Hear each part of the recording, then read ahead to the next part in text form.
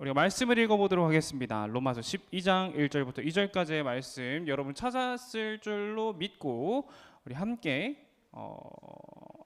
두 절이니까 한 목소리를 읽어보도록 하겠습니다. 한 목소리를 읽겠습니다. 시작. 그러므로 성도 여러분, 나는 하나님의 자비로서 여러분에게 권합니다. 여러분의 몸을 하나님을 기쁘시게 하는 거룩한 살아있는 제물로 드리십시오. 이것이야말로 여러분이 마땅히 드려야 할 영적 예배입니다. 여러분은 이 세상을 본받지 말고 마음을 새롭게 하여 변화를 받으십시오. 그러면 여러분은 하나님의 선하시고 기뻐하시고 온전하신 뜻이 무엇인지를 분별할 수 있게 될 것입니다. 아멘. 우리가 함께 새로운 삶이라는 제목으로 말씀을 나눠보도록 하겠습니다. 자, 먼저 그 예배를 말씀을 시작하기 전에 여러분에게 아주 기쁜 소식을 알려드리려고 합니다. 엄청나게 기쁜 소식 있어요, 여러분. 기쁜 소식 뭔지 알아요? 바로 제가 이제 방학이라는 겁니다. 아주 기쁜 소식이죠. 여러분 저는 이제 방학입니다. 이제 저는 수업을 들어가지 않아요. 수업을 듣지 않아요. 하지만 시험이 남아 있습니다. 저에게 시험이 몇 개가 남아 있을까요?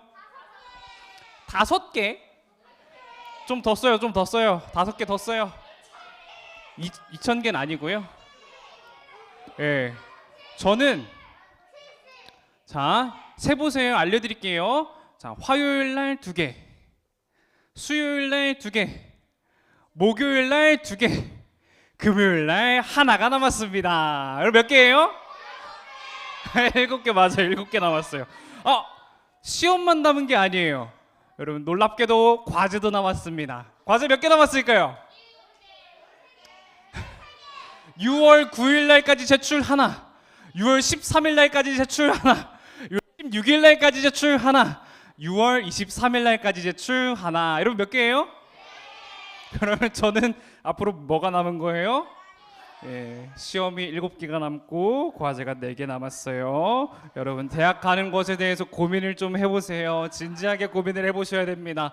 내가 정말 공부를 계속하는 게 맞는 걸까? 진지하게 고민을 해보세요. 다른 길이 있다면 다른 길로 가셔도 아주 좋을 것 같습니다. 아무튼 방학이 찾아왔어요. 참 기쁩니다. 할 게 많아요. 알겠어요. 예수님 알겠어요. 자, 우리 그러면 계속해서 말씀을 이어가 보도록 하겠습니다. 자, 지금 우리가 살아가는 세상을 뭐라고 이야기를 할까요? 우리는 현대 위에 뭐라고 써 있어요? 영어 잘하는 친구 저 뭐라고 읽어요? 누구예요? 규현이에요? 다시 한번 읽어줄래요? 포스트 모던. 좋습니다. 맞아요. 포스트 모던 시대라고 이야기를 합니다. 근대 이후 후기 근대 사회라고도 말을 하고요. 우리가 살아가는 사회는 그렇게 다양하게 불리곤 합니다. 근데 이 시대에 아주 특징이 있어요. 특징. 원시 시대나 고대 시대나 중세 시대나 근대 시대에는 기준이 정확했습니다. 기준이 정확했어요. 옳고 그름의 기준도 정확했고요. 진리의 기준도 정확했어요. 이게 맞아. 그럼 나머지 다른 것들은 뭐예요? 맞아요. 다른 것들은 틀린 거예요. 그런 기준이 확실했습니다. 중세 같은 경우는 교회가 중심이었죠. 하나님이 맞아. 다른 것들은 뭐예요? 부처님, 부처님, 알라신님, 그런 분들은 어떤 분들이에요? 그러면 틀린 분들이었습니다. 근데 지금 시대는 다르다는 거죠. 지금 시대는 너는 그렇게 생각해? 맞아. 그것도 맞는 것 같아. 너는 그렇게 생각해? 그것도 하나님? 그래. 그것도 인정해줄게. 부처님? 오케이. 그것도 인정해줄게. 과학? 그것도 맞는 것 같아. 이런 시대가 바로 우리가 살아가는 현대 시대입니다. 포스트 모더니즘의 시대예요. 예를 들자면요. 여러분 초콜릿을 하면 무엇이 떠올리나요? 초콜릿 아이스크림 하면 무슨 맛이 떠올라요?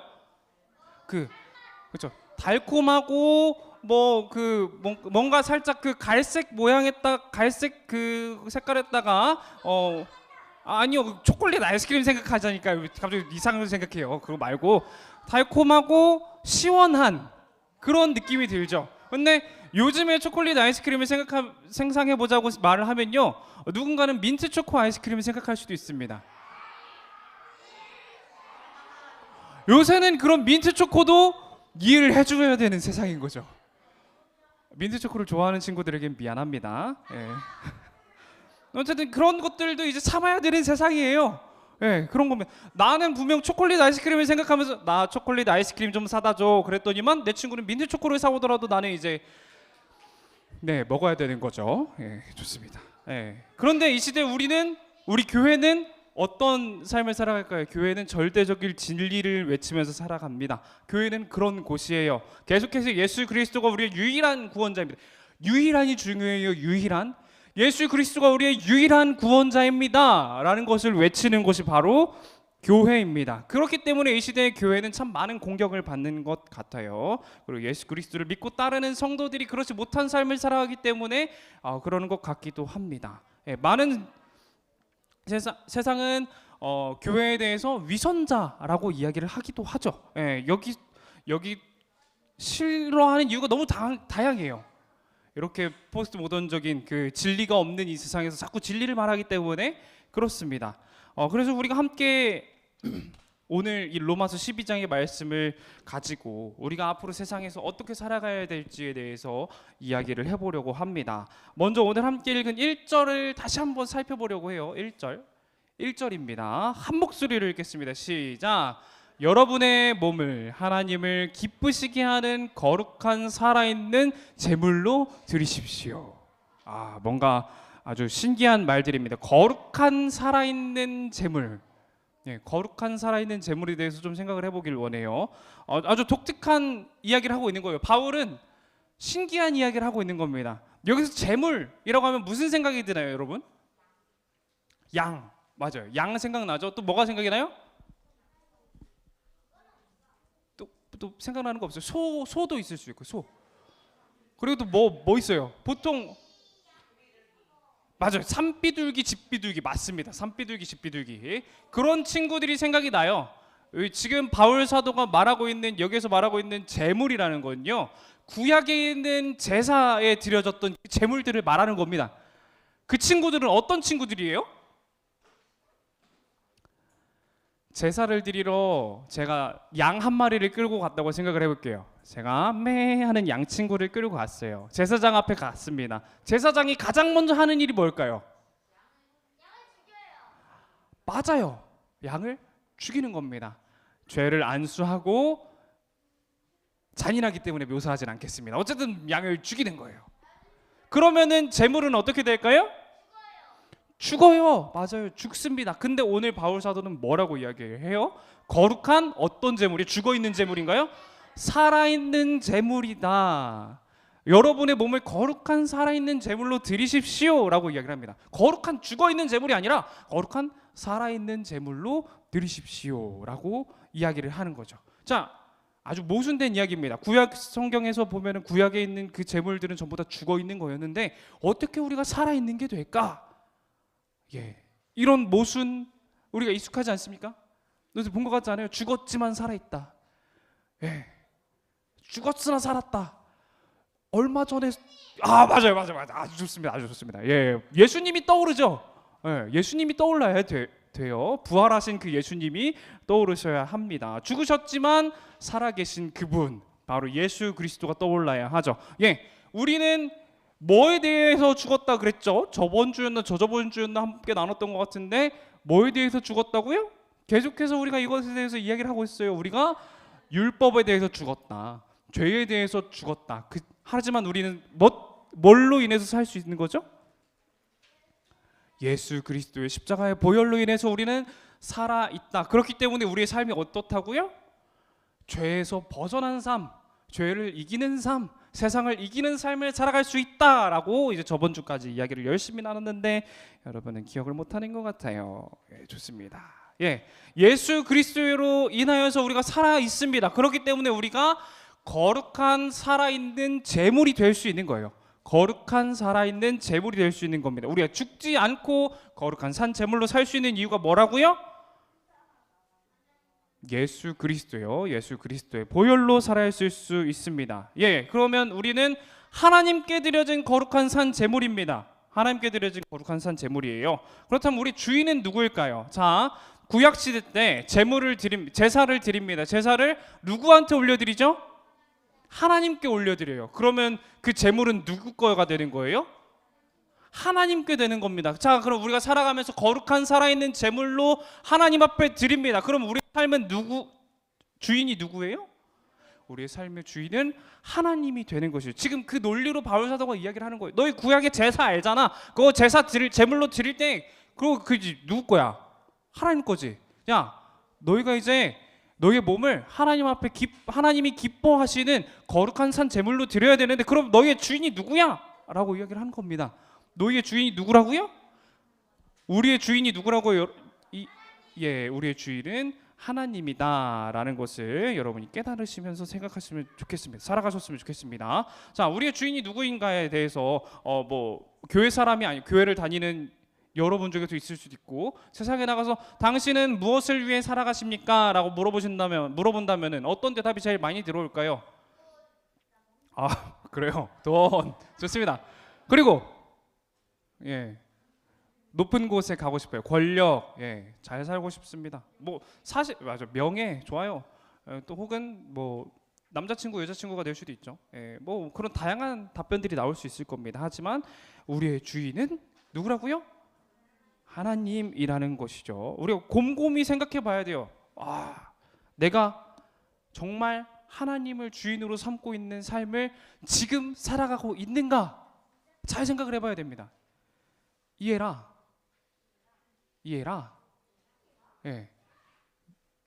주인을 누구로 삼아야 된다고요? 이혜리는 그런 삶을 살아가고 있어요? 저렇게 아마도 하는 대답이 나올 경우가 많죠. 현율이는 그렇게 삶을 살아가고 있어요? 자신 있게 끄덕였습니다. 좋아요. 규현이는 하나님을 주인으로 삼고 있는 삶을 살아가고 있어요? 조금 애매한 것 같아요. 좋습니다. 우리가 각자 주인으로 삼고 있는 것이 다르다면 우리의 삶의 목표가 다를 겁니다. 만약에 돈을 목표로 살아간다면요, 어떻게 해서든 내가 돈을 끌어모으려고 할 거예요. 옆에 사람이 어떻게 되든 말든, 옆에 나의 이웃이 굶어 죽든 밥을 먹든 뭘 어떻게 하든 상관없이 뭐가 중요한 거예요? 내가 돈을 버는 게 중요한 거예요. 그렇기 때문에 사기를 칠 수도 있고요, 범죄를 저지를 수도 있는 거죠. 그런 예시들이 있습니다. 그렇게 살아가는 거죠. 그렇지만 우리의 주인이 하나님이 될 때 우리는 어떤 삶을 살아가게 될까요? 우리가 어떤 삶을 살아가게 되냐면은 2절을 보면 볼 수 있습니다. 2절에 함께 읽겠습니다. 시작. 세상을 본받지 말고 마음을 새롭게 하여 변화를 받으십시오. 하나님을 따라가 살아갈 때 어떻게 된다고요? 세상을 본받지 않는다는 겁니다. 세상을 본받지 않는다는 거예요. 우리는 세상을 본받으면 안 됩니다. 바울이 살아가던 당시에 세상은 어떤 곳이었을까요? 바울이 살아가던 당시에 그 역사 속으로 한번 들어가 볼게요. 그 당시 바울이 어느 시대에 살았죠? 세계 2차 대전 아니죠. 좀 더 가야 돼. 한참 더 가야 돼. 석기 시대는 넘어갔어요. 지금 선생님이 계속 말씀해 주고 계세요. 청동기 아니에요. 맞아요. 로마 시대에 살아갔습니다. 로마 제국 들어봤어요? 로마 제국. 지중해는 로마의 호수다. 지중해를 전부 다 이렇게 둘러싸고 있었던 그 로마 제국 시대에 살아갔습니다. 그 세상의 주인이 누구였을까요? 물론 하나님이었죠. 하지만 세상 사람들이 생각하는 세상의 주인은 로마 제국의 주인이었습니다. 로마 제국의 주인은 누구예요? 교황이 아니라 황제죠. 황제였어요. 황제가 주인이었습니다. 로마 제국과 그 나라와 모든 지역을 다스리고 모든 땅의 주인이면서 모든 군대의 주인, 바로 로마 황제입니다. 로마 황제는 어떤 걸 위해 살아갔을까요? 맞아요. 돈도 위했고요, 권력도, 다른 사람이 틈타지 못하도록 막 죽이고 그랬고요. 그 다음에 땅도 중요했습니다. 땅 여러 곳도 정복하고 속국으로 삼고 돈 뜯어내고 막 그런 시대였어요. 로마 시대가 바로 그런 시대였습니다. 그렇기 때문에 그 로마 제국의 황제를 주인으로 섬기는 사람들, 그 사람들은 어떤 삶을 살아갔을까요?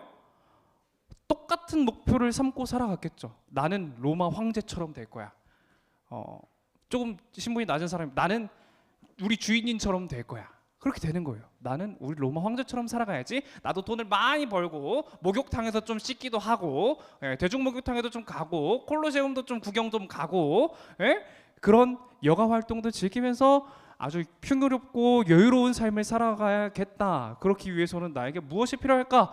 돈이 필요하겠구나. 명예가 필요하겠구나. 권력이 필요하겠구나. 그래서 돈과 명예, 권력을 따라 살아갔을 겁니다. 그랬을 거예요. 돈을 위해서 나의 이웃을 팔아먹기도 하고요. 우리 옆 마을 사람들 팔아먹기도 하고요. 뭐 옆 마을 사람들이 사기를 당하든 뭐라든 난 돈을 벌면 되는 거고요. 그런 삶을 살아갔을 겁니다. 근데 교회를 다니는 사람들이라면 그런 삶과는 다른 삶이어야 된다는 거죠. 교회를 다니는 사람이라면 바울 사도가 지금 권면하고 있습니다. 로마에 살고 계시는 여러분들, 우리가 세상과는 다른 삶을 살아야 합니다. 여러분의 이웃들이 돈을 위해서 무슨 짓이든 다 한다고 치자고요.